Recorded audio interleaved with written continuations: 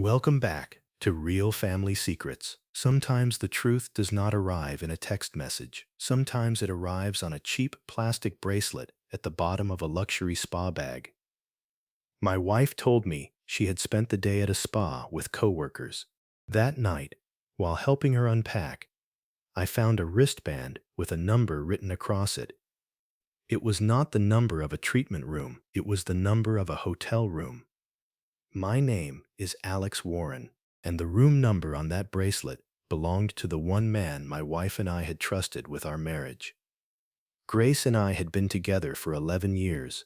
We met at a charity auction in Chicago, where I was bidding on a signed baseball for my father, and she was trying to convince an event coordinator not to overcharge her nonprofit for table decorations. She was wearing a red dress and arguing with a smile. I remember thinking she looked like someone who could win a debate without raising her voice. When she noticed me watching, she said, "Are you planning to help? Or are you just here for the free appetizers?" I told her I had come for the baseball. That's somehow less impressive. I bought the baseball. Then I asked if I could buy her coffee. Grace worked in healthcare administration.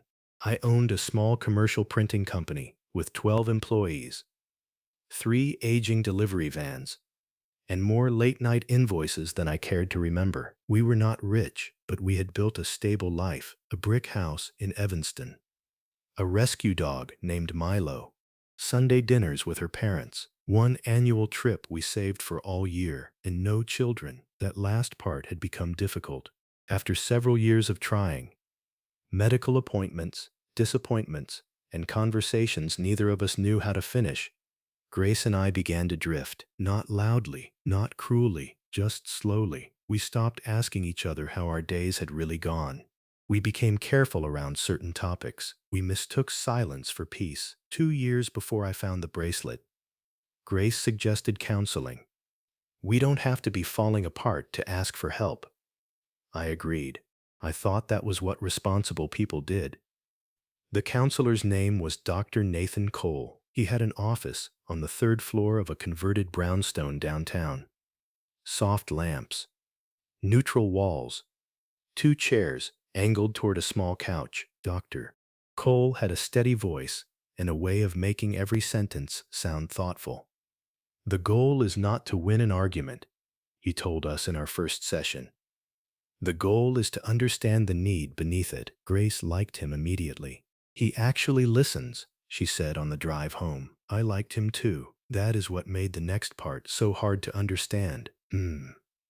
It was a Saturday in early spring when Grace told me she was going to the spa. The women from my department planned a wellness day. She said it while standing in our bedroom, putting sunscreen and a swimsuit into an overnight tote. I noticed the tote. "You're staying overnight?" "No. I'm just bringing extra clothes in case we use the pool." That answer made sense at the time. "You should do something fun too," she said. "Call your brother. Go watch a game." "Maybe I will." She kissed me on the cheek.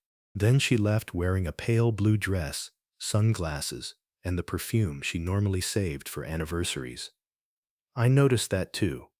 But I did what I had been doing for months. I explained it away. I spent the afternoon at my office, catching up on a proposal for a university contract. At 6, I met my brother Mark at a sports bar near the river. Mark was 2 years older than me and worked as a claims specialist for an insurance company. He had the kind of job that taught him to notice dates, documents, and the difference between a story and evidence. "Grace enjoying her spa day?" he asked. "Apparently." "Good for her. You two need a break from staring at each other over dinner like you're in a silent movie." I laughed. But his comment stayed with me. Grace came home after 10 that night, later than I expected. "The traffic was awful. Did you have fun?" "It was nice. Massages, wine, gossip. You know." I did not know. She dropped her tote near the bedroom door and went straight to the shower. I was folding laundry in the living room when I noticed the bag still sitting there. I thought I was helping. I thought I was being the husband who made things easier after a long day. I opened the tote. A damp swimsuit, a white robe folded badly, a small toiletry bag, a spa brochure, a receipt for 2 glasses of champagne. Then I found the wristband. It was white plastic with a gold stripe. The name of the resort was printed near the clasp, and in black marker, someone had written 14B. I stood there for a moment. At first, I assumed it was a locker or a treatment suite, something harmless. Then I picked up the spa brochure. The resort had a full hotel attached. Guest rooms were numbered by floor and wing. Room 14B was not a spa treatment room. It was a hotel room. I heard the shower running upstairs. I held that bracelet in my hand and felt a strange pressure behind my eyes. Not rage, recognition. For months, there had been small things. Grace turning her phone face down, working late more often, buying new clothes, but saying they were for confidence, going quiet whenever I mentioned our counseling sessions. I had seen all of it. I had simply not allowed myself to name it. Grace came downstairs 20 minutes later in pajamas, her hair still damp.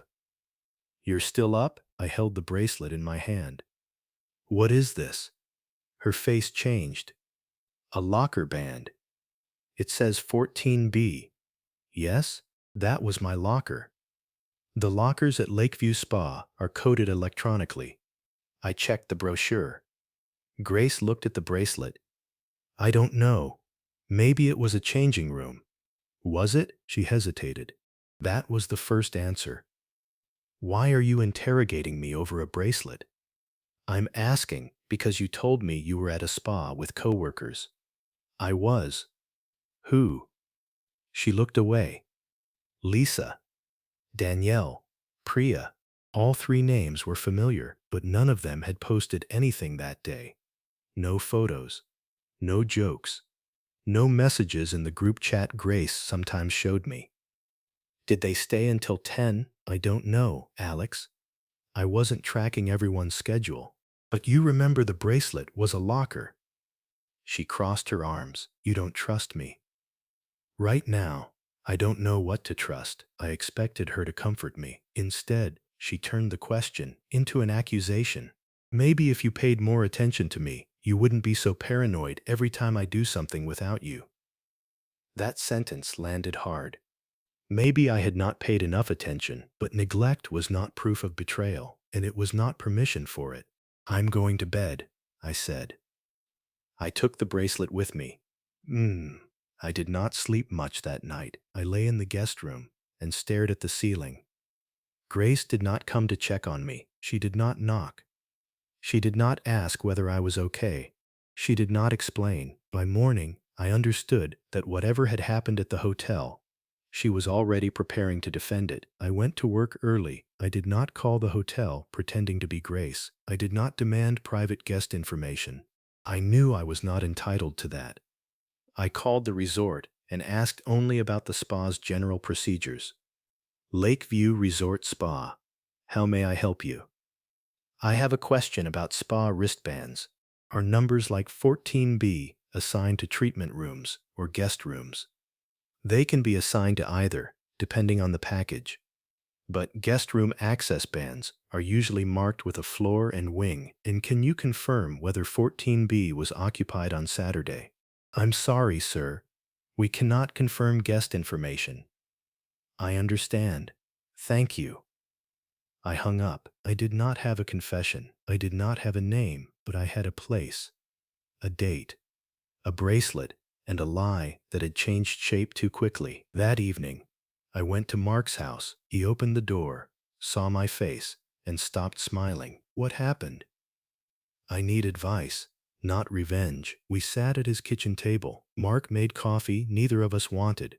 His wife took their kids upstairs after one look at us and gave him privacy without asking questions. I showed him the bracelet. I told him about Grace's changing explanation. I told him about the hotel. Mark listened carefully. He did not say, "She is definitely cheating." He said, "You do not know enough yet, but you know enough not to ignore it." That was exactly the answer I needed. Do not access accounts that are not yours. Do not track her. Do not install anything. Do not try to get hotel records through deception. I wasn't going to. Good. Then he pointed to the bracelet. Focus on records you already have legal access to. Joint bank statements, shared credit cards, household expenses, dates, patterns. He opened a spreadsheet on his laptop. Insurance claims work teaches you something, he said. One detail can mean nothing. Repeated details create a timeline. Over the next 2 days, I reviewed our shared accounts. Only the accounts in both our names. Only charges I already had lawful access to see. At first, I saw normal expenses, grocery stores, gas stations, utilities, Milo's vet bill, the florist Grace used for her mother's birthday. Then I found the parking charges, Lakeview Resort parking. Not once, 5 times, January 12th, February 9th, March 16th, April 20th, and the Saturday of the spa day. Each charge was small enough to disappear among other expenses. $12, $15, $18, but they were regular. I wrote the dates down. Then I checked our calendar. Late meeting, Pilates class, dinner with Priya, work retreat planning, spa day. Every explanation now had the same address. I showed Mark the list. He read it twice. This doesn't prove who she met, he said. I know, but it proves a repeated pattern of visits she did not disclose. I nodded. I had spent 3 days wanting someone to tell me I was wrong. No one did. Wednesday evening. Grace told me we had a session with Dr. Cole the next afternoon. I think we need it. I looked at her. I agree. She seemed relieved. I do not think she understood why. That night, I sat alone in my office and organized everything. The bracelet, a printed timeline of parking charges, the resort brochure that identified the room number system, notes from our previous sessions with Dr. Cole.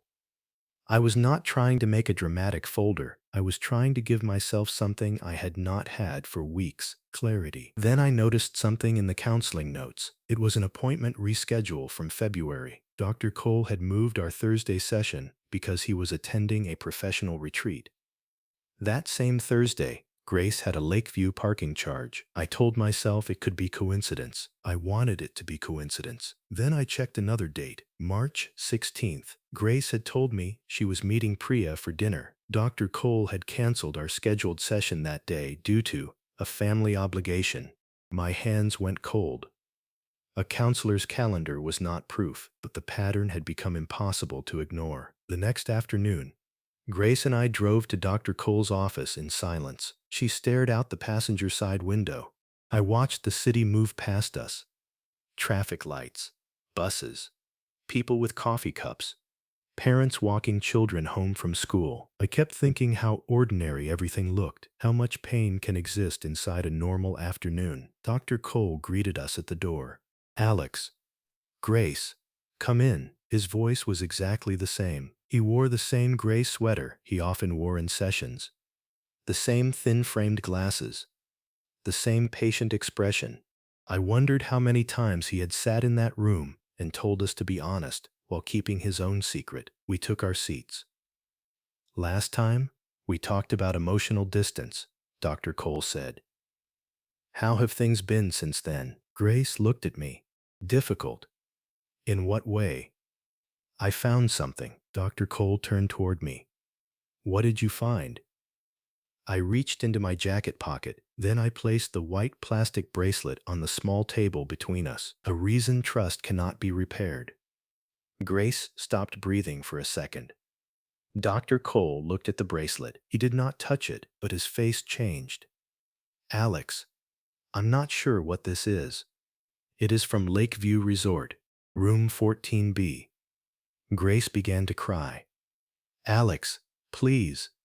No, not yet. I looked at Dr. Cole. Would you like to explain why my wife had access to a hotel room on the same dates you canceled our sessions? He said nothing. The silence was not a confession, but it was not confusion either. I think this conversation should be handled carefully.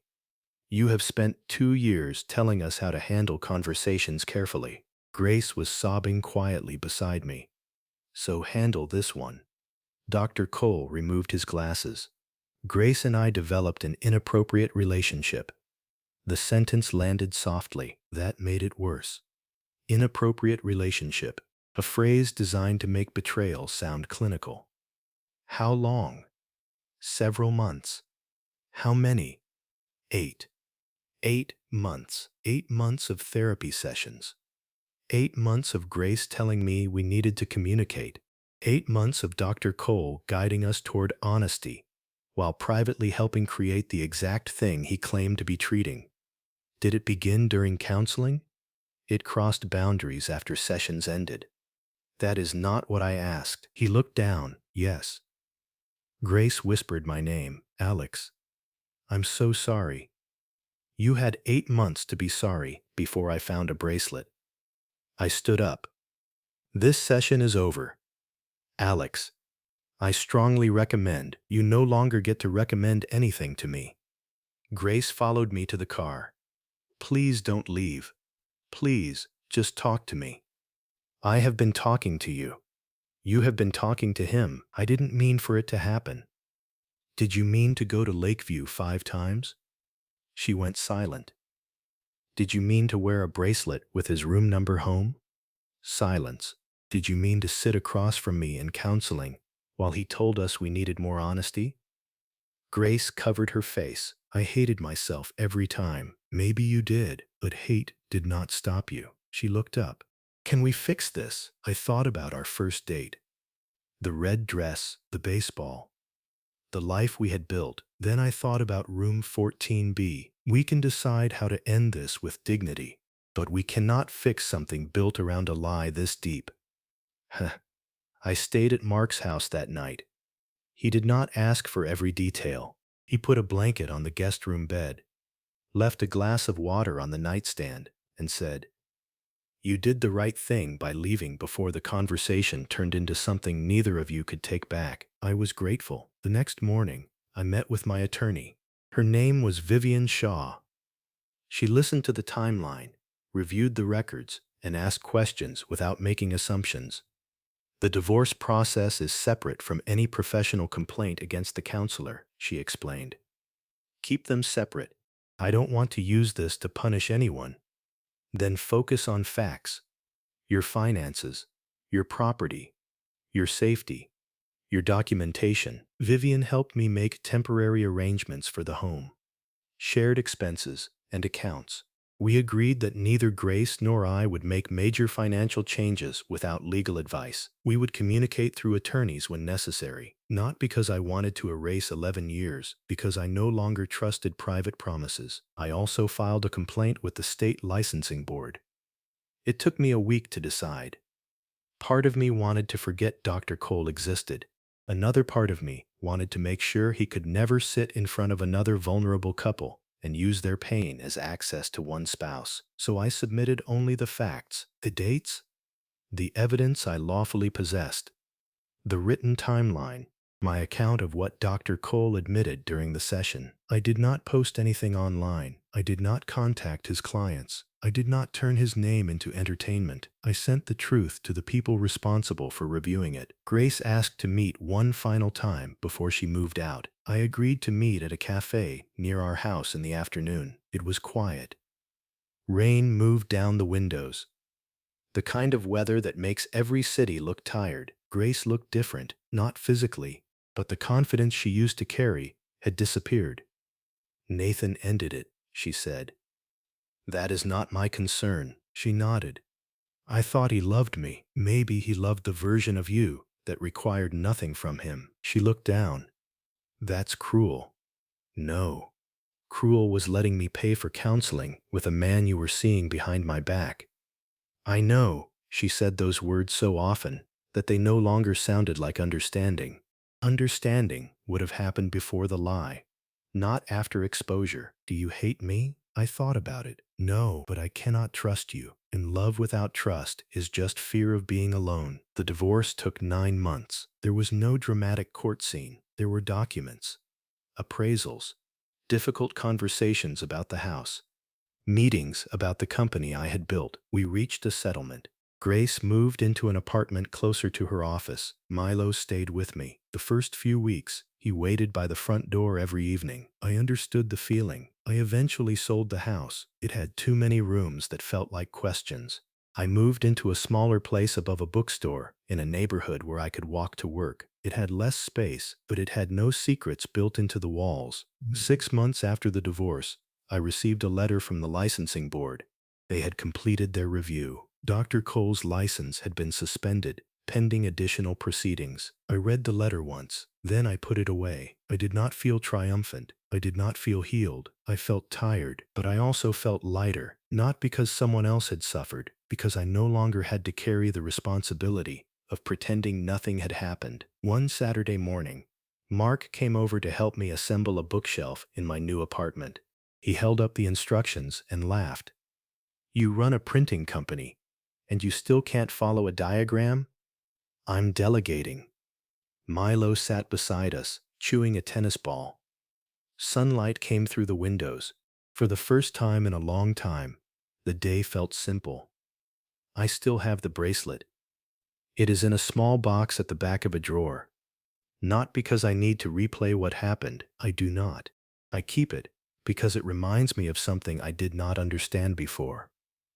A warning is not always loud.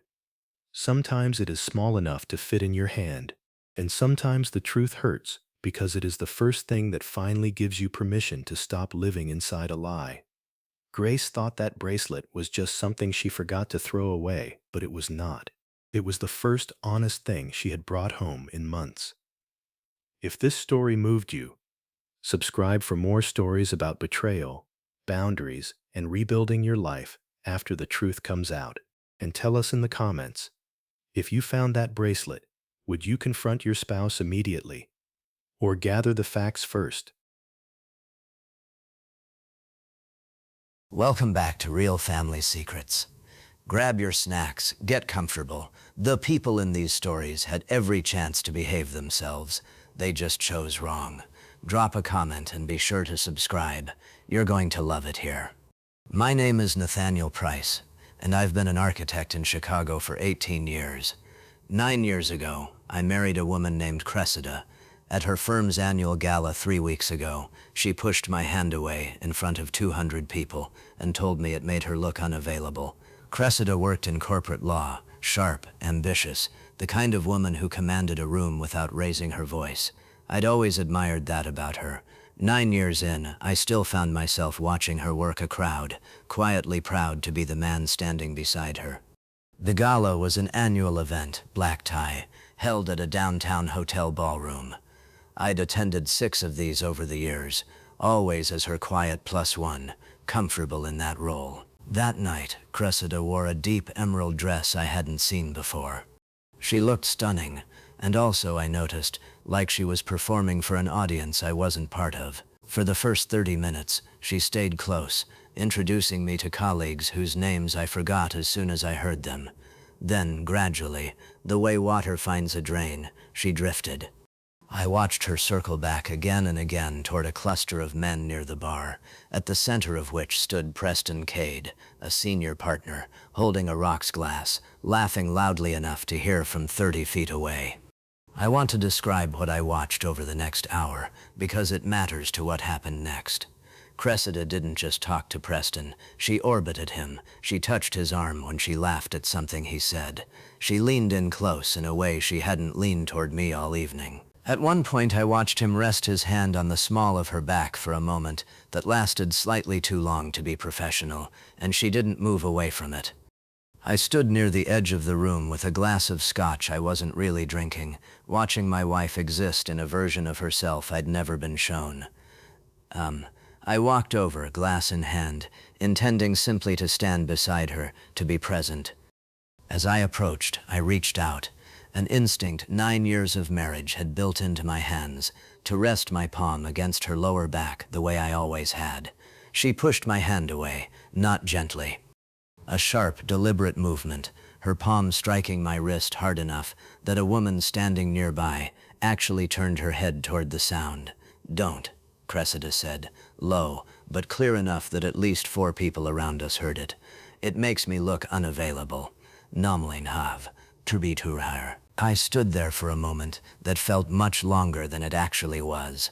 Preston, to his credit or discredit, didn't even flinch. He just kept talking to the man beside him about a golf trip to Scottsdale, as if my wife hadn't just told a room full of her colleagues that my hand on her back made her look unavailable. I want to tell you I felt rage in that moment. I didn't, not exactly. What I felt was a kind of clarity, cold and total. Every strange absence, every late night, every vague explanation, it all clicked into a single coherent shape, standing right in front of me, in an emerald dress. I didn't say anything to her.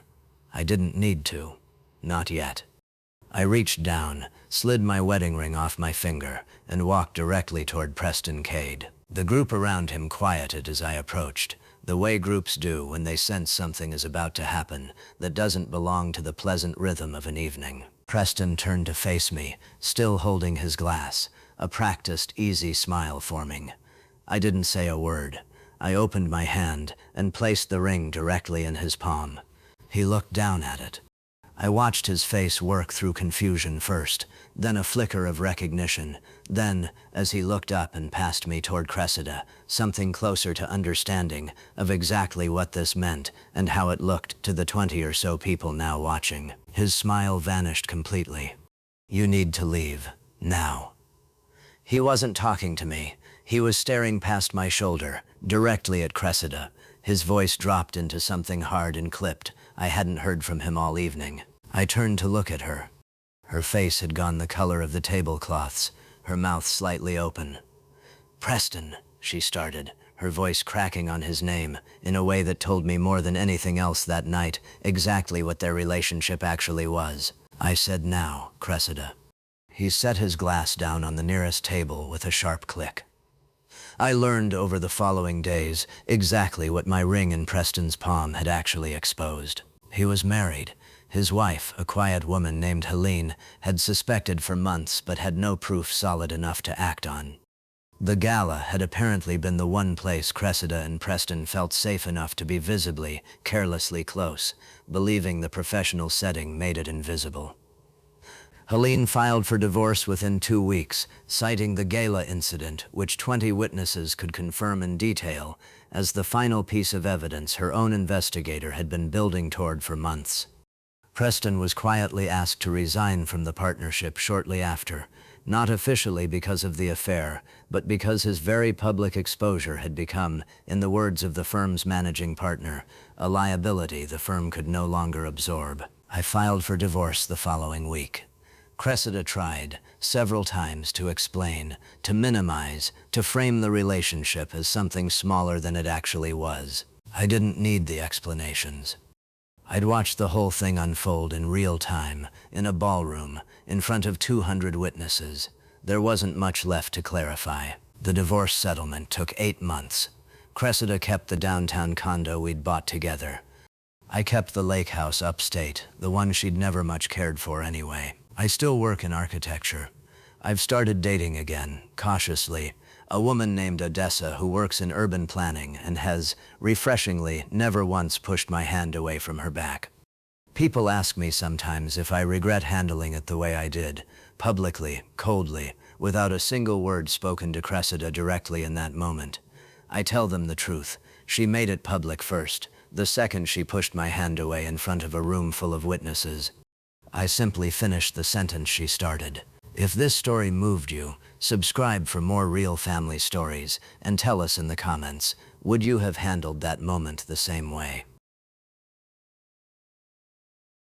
Welcome back to Real Family Secrets.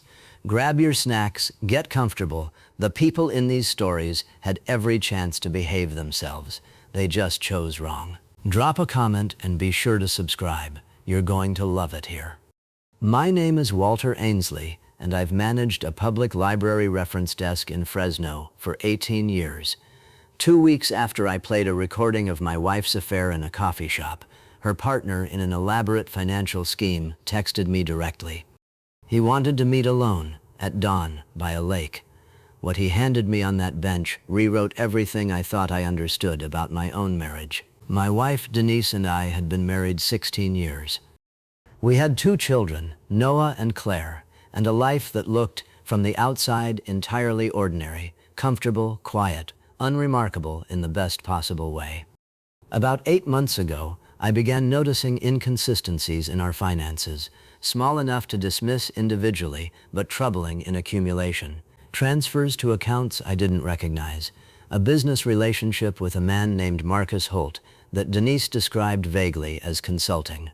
I hired an attorney, a methodical man named Reed, who advised me to document everything quietly before confronting anyone directly.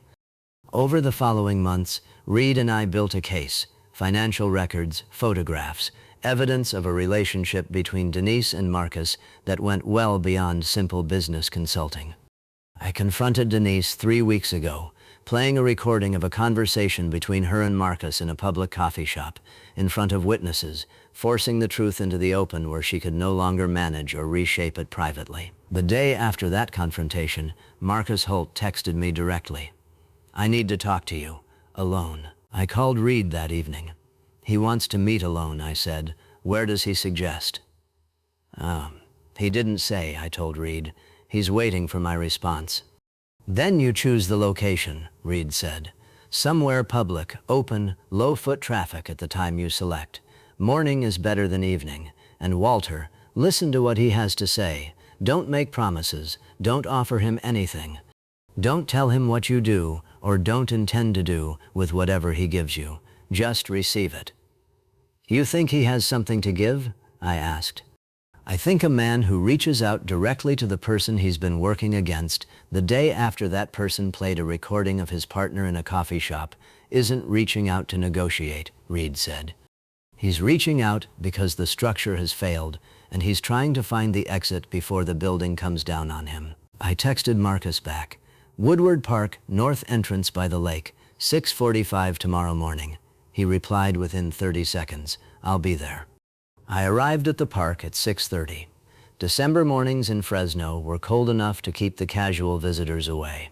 The joggers and dog walkers would come later, after 7, once the light improved and the temperature climbed a few degrees. At 6:30, the north entrance was empty except for a maintenance worker moving along the path on a small electric cart. The lake was flat and gray under a sky that hadn't yet decided what color it intended to be. I sat on a bench facing the water and waited. Marcus arrived at 6:43. He was wearing a jacket that wasn't warm enough for the morning, carrying nothing. He looked older than the man I remembered from a dinner party 3 years earlier. Not older in years, but in the particular way that accumulates when something has gone wrong that cannot be undone by time. "Thank you for meeting me," he said, stopping a few feet from the bench. "Sit down," I said. He sat at the far end of the bench, leaving a careful distance between us, and looked out at the lake for a long moment without speaking. I waited. 18 years of managing a public reference desk builds a reliable tolerance for silence that other people find uncomfortable. Marcus reached into his jacket pocket and removed a USB drive, small and black, the standard kind sold in multi-packs at any office supply store. He held it for a moment, looking at it, then set it on the bench between us. "Everything is on there," he said. Text messages going back 14 months, 3 audio recordings she made of her own planning conversations. She recorded them herself, I think, to have leverage over me if things went wrong. Photographs, financial records she kept separately from whatever she gave the accountants. "Dam latidrindrind, gaisen hifomdi, komdi." He paused. "There's a folder on there labeled D Notes. Read that one first." "Mindikandine?" I asked. Marcus looked at the lake instead of answering directly at first. "Things she said about you," he finally said. "Over the years, she told me you were infertile, that Noah and Claire were donor-conceived without your knowledge. She used that to justify." He stopped.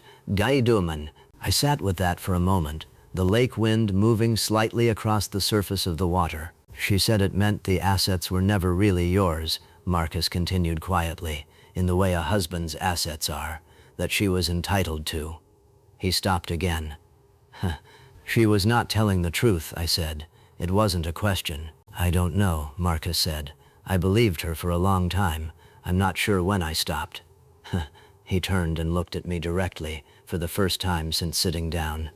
"I'm not going to insult you by pretending I did this because I suddenly grew a conscience," he said. "I'm doing it because I spoke to a criminal defense attorney on Wednesday, and he was very clear with me about what my exposure looks like if the fraud investigation proceeds with the documentation currently in your attorney's possession." He held my gaze. "I am doing this to protect myself. I want you to know that I know that, and that I'm not asking you to think better of me for it." I looked at him for a moment. There was something almost restful about a man who didn't pretend. "I understand," I said. I reached out, picked up the USB drive, and put it in my coat pocket. I stood up from the bench. Marcus stayed seated, still looking at the lake, his jacket still not warm enough for the morning. What I found in that D-Notes folder over the following days confirmed and expanded everything Marcus had described. Denise had constructed an elaborate justification for years of financial concealment, built entirely on a lie about our children's conception that had never once been true. I had our children's medical records from birth. There had never been any donor conception, any infertility, any of it. It was a story Denise had built for Marcus alone, a private fiction designed to make her own financial betrayal feel, to herself, like something closer to fairness. I brought everything on that drive to read the following week. Combined with what we'd already built independently, the case against Denise for financial fraud and concealment became, in Reed's words, essentially undeniable.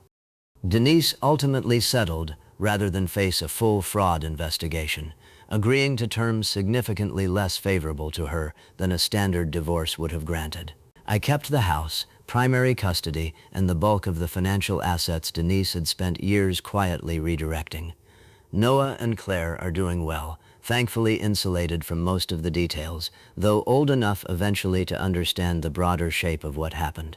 I never spoke to Marcus again after that morning by the lake. I understand secondhand that he avoided criminal charges by cooperating fully with the investigation, though his own marriage, unsurprisingly, didn't survive the fallout either. I think about that bench sometimes, the cold morning, the specific stillness of a man handing over the exact thing that would dismantle both of our lives simultaneously. I've decided I'm grateful he came to that meeting carrying nothing but honesty. It was, ironically, the only honest thing about our entire arrangement from the very beginning. If this story moved you, subscribe for more real family stories, and tell us in the comments, do you think Marcus deserved any credit for coming forward? Welcome back to Real Family Secrets. Grab your snacks, get comfortable. The people in these stories had every chance to behave themselves. They just chose wrong. Drop a comment and be sure to subscribe. You're going to love it here. My name is Corbin Meyerling, and I've worked at the same mid-sized architecture firm for 11 years. 2 weeks ago, HR sent a company-wide photo recap of our holiday party. One photo showed my wife at the bar, her hand resting on my best friend's lower back, her wedding ring nowhere in sight. Bianca and I had been married 7 years. She wasn't an employee at my firm, but spouses were always welcome at the annual holiday party, and she'd attended every year without exception, comfortable among my coworkers by now, practically part of the group herself. My best friend Desmond Price had been in my life since college. He worked in a completely different industry, but I'd invited him to the last 3 holiday parties, since he and Bianca got along easily, and it felt natural to include him. The party itself, 3 weeks ago, had felt entirely ordinary. Open bar, a DJ, the usual mix of coworkers loosening up after a few drinks. I remember seeing Bianca and Desmond talking near the bar at one point, laughing about something, but nothing about it registered as unusual in the moment. A few days later, our HR coordinator, Marisol, sent the standard company-wide email recap, a link to a shared photo album, 40 or 50 images from the night, meant to be a light-hearted memory dump for everyone who'd attended. Mein Herrvid Hamachnamp. I opened it during my lunch break, mostly out of idle curiosity, scrolling through candid shots of coworkers dancing, group photos near the buffet table, the usual corporate party montage. Then I reached photo 31, Bianca standing at the bar, laughing at something off camera, Desmond's hand resting low on her back. Not the casual, brief touch of two friends chatting, but a settled, comfortable placement that lingered with a familiarity I recognized immediately, because it was the exact way I touched her. I looked closer.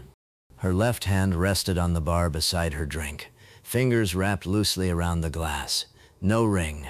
I zoomed in, my heart moving strangely in my chest. Definitely no ring. Bianca never took that ring off, not for showers, not for the gym, not for anything in 7 years of marriage. I scrolled further through the album, looking for more images from that same stretch of the evening.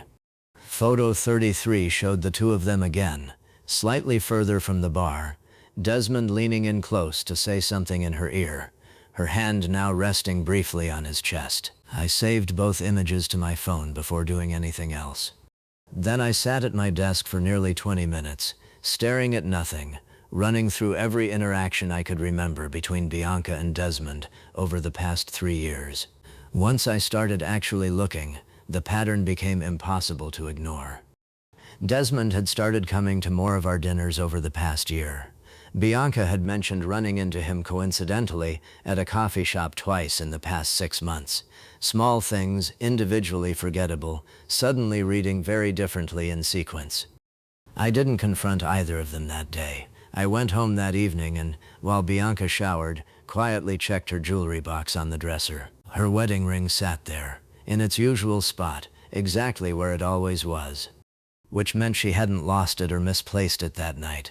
She'd deliberately removed it before that specific stretch of the party and put it back on before coming home. I spent the following week gathering more than just those 2 photographs. I checked our shared calendar app, cross-referencing Bianca's claimed schedule against Desmond's own social media check-ins, which he rarely thought to make private. 3 girls' trips over the past 8 months lined up, within a day or two, with Desmond's own posted travel. A weekend conference Bianca had attended for work turned out to be in the same city where Desmond had posted a photo from a rooftop bar, tagging no one, but geotagged unmistakably. Neil. I hired a private investigator, a careful man named Rourke, who confirmed within 12 days what I already suspected fully. Bianca and Desmond had been involved for approximately 10 months, conducted with enough care that neither had left an obvious digital trail, until that single company photo recap slipped past their usual caution. I want to be honest about something. Once I had Rourke's full report, I thought seriously about simply presenting it to Bianca privately, quietly, and letting the marriage end without spectacle. But I kept thinking about that photograph. 40 coworkers had that same album in their inbox. Some of them, I later learned, had already noticed the same thing I had and simply hadn't said anything, unsure whether it was appropriate to mention. I decided the confrontation itself would happen privately, but the evidence deserved to be treated with the same clarity it had been captured with. I sat Bianca down on a Sunday evening, laid both photographs on the kitchen table, alongside Rourke's report, and said nothing at first, just watched her face as she looked down at what I'd assembled. Her face went through the exact sequence I'd expect: confusion, recognition, then a kind of resigned stillness once she understood there was no version of denial that would hold up against what was in front of her. "How long have you known?" she finally asked. 2 weeks, I said, since HR sent the party photos. It's been 10 months, she admitted quietly. I don't have an excuse that makes this smaller than it actually is. I know, I said. I already talked to Rourke's report before I talked to you. I just wanted to hear you say it yourself, once honestly, before we figure out what happens next. She didn't argue, didn't try to minimize it further. We separated within the month. Desmond predictably stopped returning my calls entirely, our 11-year friendship ending not with a conversation, but with silence. I still work at the same firm. The photo album, as far as I know, is still sitting in the company's shared drive, an accidental piece of evidence that outlasted the marriage it exposed. I think about that photo sometimes, photo number 31, a moment neither of them thought anyone would examine closely enough to notice a missing ring. They were careful about almost everything. They just forgot that a company holiday party comes with its own built-in documentation, sent straight to 400 inboxes, including mine. If this story moved you, subscribe for more real family stories and tell us in the comments, would you have confronted her privately or brought it up at work first?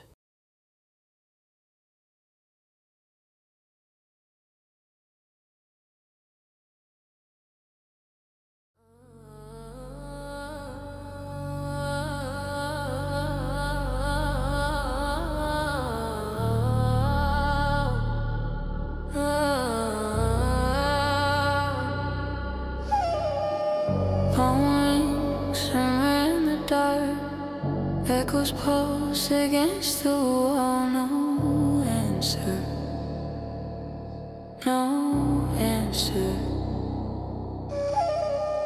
Soft footsteps cross the quiet floor.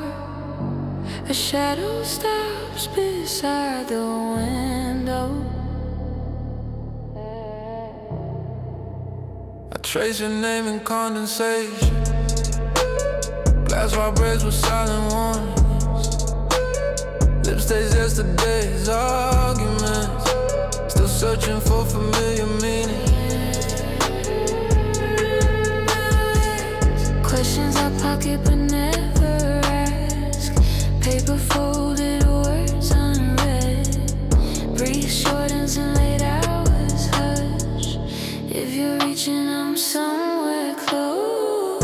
Mistakes painted onto morning skin. Regrets dissolve into bitter coffee.